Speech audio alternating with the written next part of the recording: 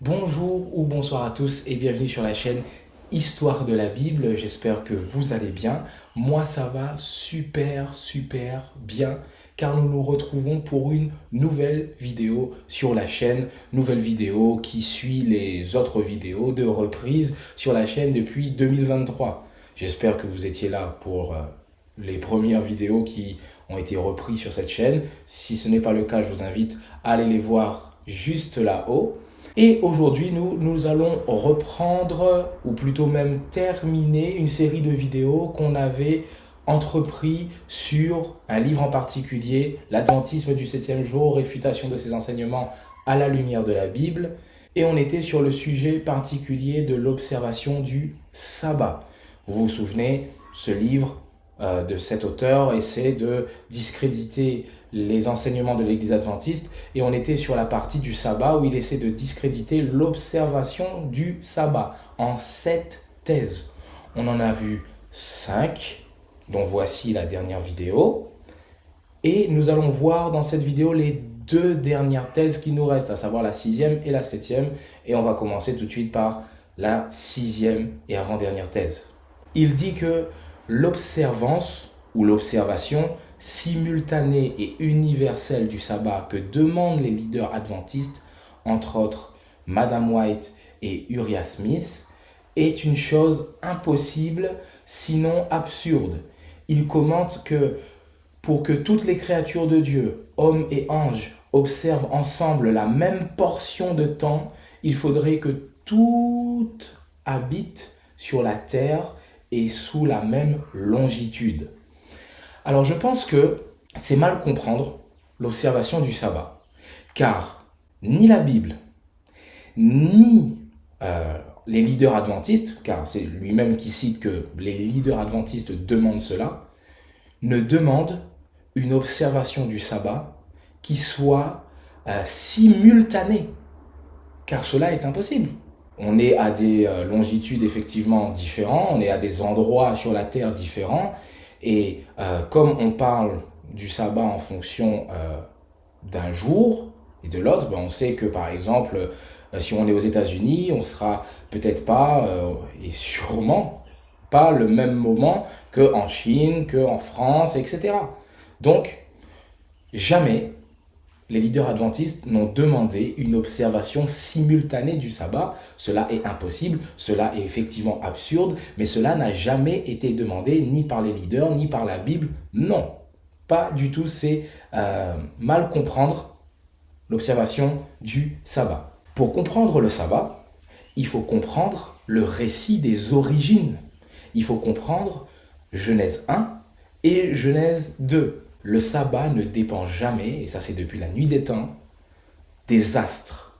Jamais.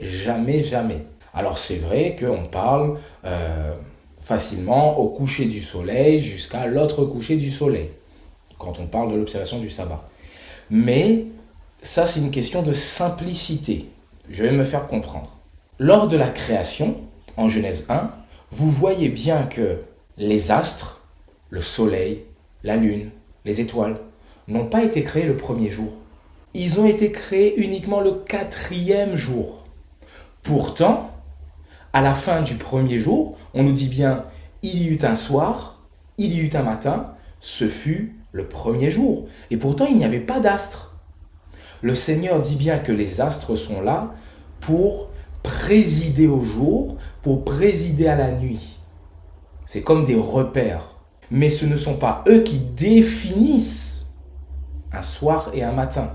Donc le sabbat n'est pas en lien avec les astres, car les astres n'ont pas été créés le premier jour, et le sabbat c'est bien le 7e jour. Si le sabbat aurait été institué à partir des astres, il aurait fallu attendre non pas 7 jours à partir du premier jour de la semaine, mais 7 jours à partir du 4e, ce qui nous fait 7 plus 4, ce qui fait 11 jours. Vous voyez, on n'est pas du tout dans la cohérence de ce qu'enseigne la Bible sur l'observation du sabbat. Ça, c'est la première chose.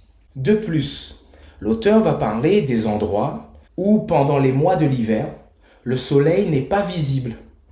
Et c'est une nuit noire qui règne. Et pendant les mois de l'été, Le soleil se tient constamment au-dessus de l'horizon et ne se couche pas.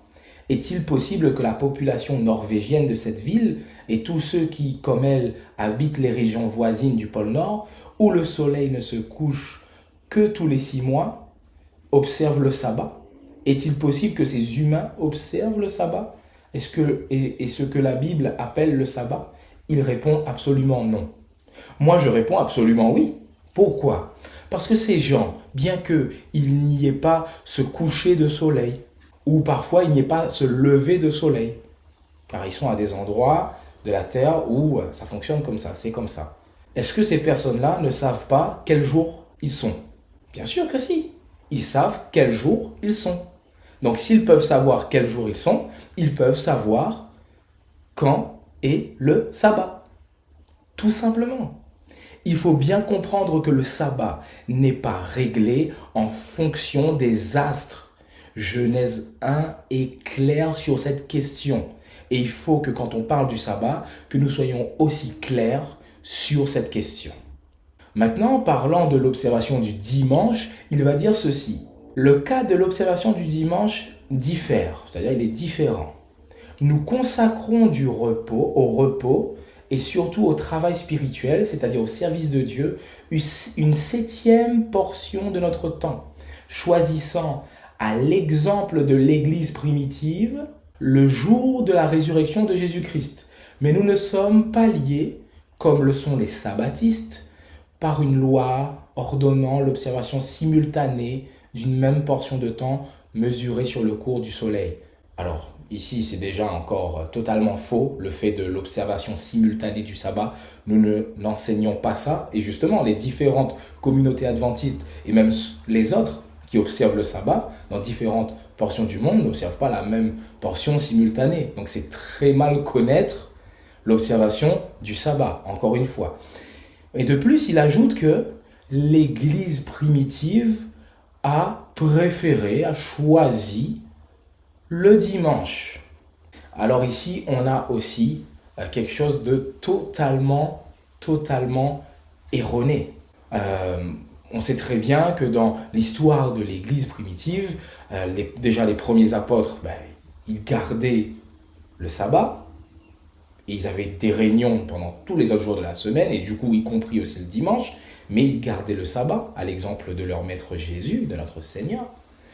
Même l'Église qui a suivi a gardé cela. À un moment, effectivement, il y a eu cette observation, on va dire entre guillemets, concurrente du sabbat et du dimanche, et après, il y a eu un délaissement du sabbat au profit du dimanche. Vous pouvez voir cette vidéo que j'ai fait justement sur l'histoire du sabbat au dimanche, je vous invite à aller le regarder, qui explique très bien ce changement. Et ensuite, pour terminer cette thèse, il ajoutera que nous croyons, nous, que les sabbatistes eux-mêmes seraient sauvés si, s'attachant moins aux œuvres incertaines de la loi, ils se confiaient davantage en Jésus-Christ, en son œuvre expiatoire, et ne fondaient pas leur espoir de salut sur des formalités appelées par l'apôtre Paul, les pauvres et faibles rudiments du monde. Alors déjà de 1, la loi n'est pas incertaine. Il faut arrêter cela, la loi n'est pas incertaine. Première chose. Deuxième chose, la loi ne sauve pas. Troisième chose, ce que Paul appelle les pauvres et faibles rudiments du monde, c'est ce qu'on retrouve dans le texte de Galates 4, versets 9 à 10. Sauf que le contexte, il est clair.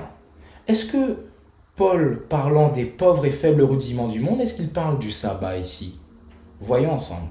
Mais à présent que vous avez connu Dieu, ou plutôt que vous avez été connus de Dieu, comment retournez-vous à ces faibles et pauvres rudiments auxquels de nouveau vous voulez vous asservir encore?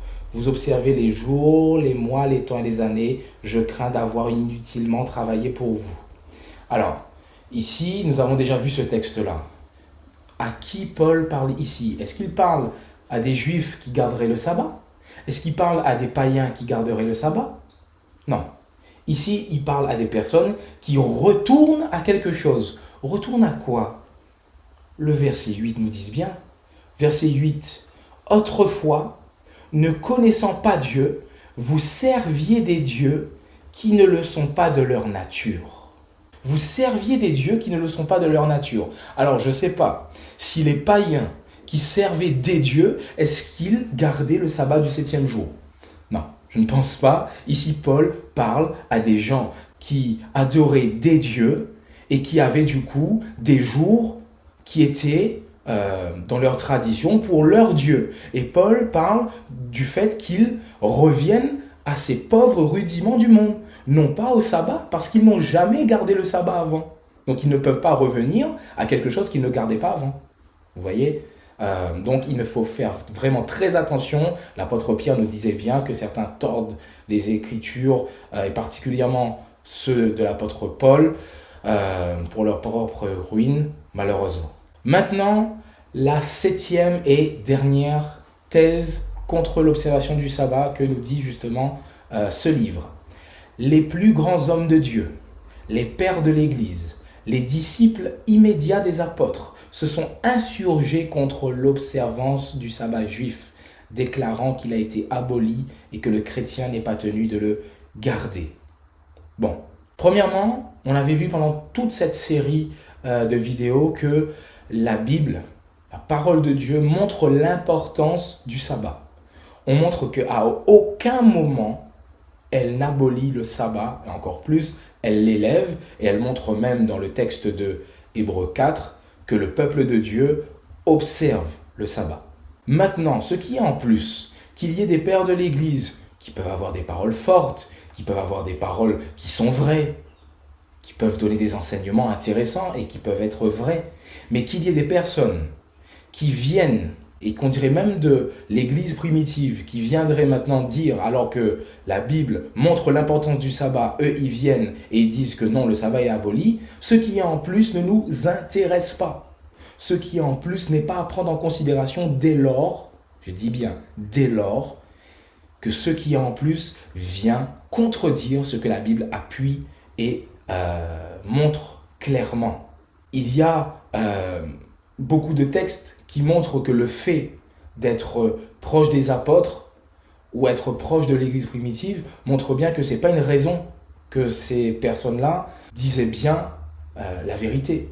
Donc, ce n'est pas une raison. Des textes comme 2 Pierre 2 au verset 1, par exemple, l'apôtre dit « Il y a eu parmi le peuple de faux prophètes, et il y aura de même parmi vous de faux docteurs qui introduiront des sectes pernicieuses et qui, reniant le maître qui les a rachetés, attireront sur eux une ruine soudaine. » Il dit par là, dans le temps, dans le peuple, il y a eu des faux prophètes, alors c'est pas dans l'Église qu'il n'y aura pas de faux docteurs, de fausses personnes qui diront de fausses choses. Il y a même un texte fort aussi de l'apôtre Jean, en 1 Jean 2 au verset 18, qui nous dit quelque chose d'intéressant. Petits enfants, c'est la dernière heure, et comme vous avez appris qu'un antéchrist vient, il y a maintenant plusieurs antéchrists. Par là, nous connaissons que c'est la dernière heure. Écoutez bien ce qu'il dit. Ils sont sortis du milieu de nous, mais ils n'étaient pas des nôtres. Car s'ils eussent été des nôtres, ils seraient demeurés avec nous. Mais cela est arrivé afin qu'il fût manifeste que tous ne sont pas des nôtres. Écoutez bien, il dit qu'il y a des personnes qui sont sorties du milieu de nous. Du milieu de nous, c'est quoi? C'est de l'Église, c'est du peuple, c'est de nous-mêmes, proches de nous. Et ces personnes-là enseignent de fausses choses. Et texte encore plus fort de l'apôtre Paul, qui est très connu, c'est le texte de Galates 1 au verset 8 précisément, mais verset 6 à verset 9, où il dit que si un ange du ciel, si nous-mêmes, si les apôtres eux-mêmes viendraient annoncer quelque chose autre que ce qui a été annoncé avant, que cette personne soit rejetée.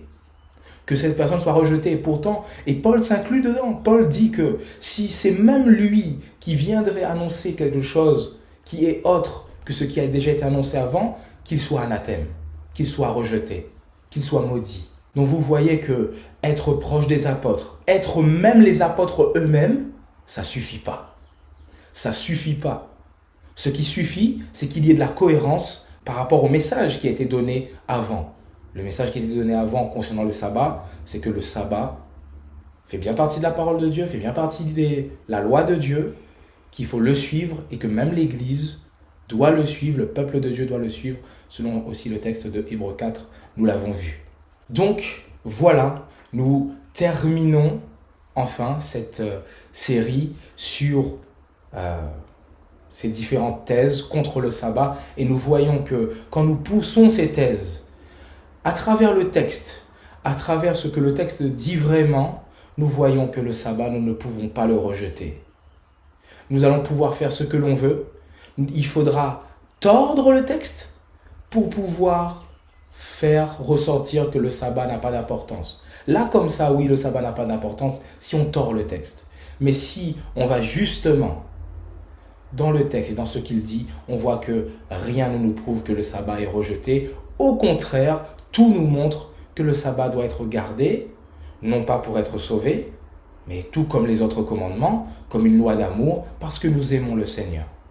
Alors j'espère que ces séries de vidéos ont été claires, ainsi que celle-ci particulièrement. N'hésitez pas à me faire des retours dans les commentaires, à avoir des discussions cordiales sur ce sujet. Pourquoi pas faire d'autres vidéos pour mieux expliquer si certains points n'ont pas été assez bien expliqués. N'hésitez pas à me le dire. À me faire aussi vos retours en mettant des pouces bleus, les commentaires, j'ai déjà dit. Et pour ceux qui ne sont toujours pas abonnés, n'hésitez pas et n'oubliez pas de le faire car c'est vraiment un soutien pour moi sur la chaîne. Sur ce, je vous dis soyez bénis et surtout, faites du bien autour de vous.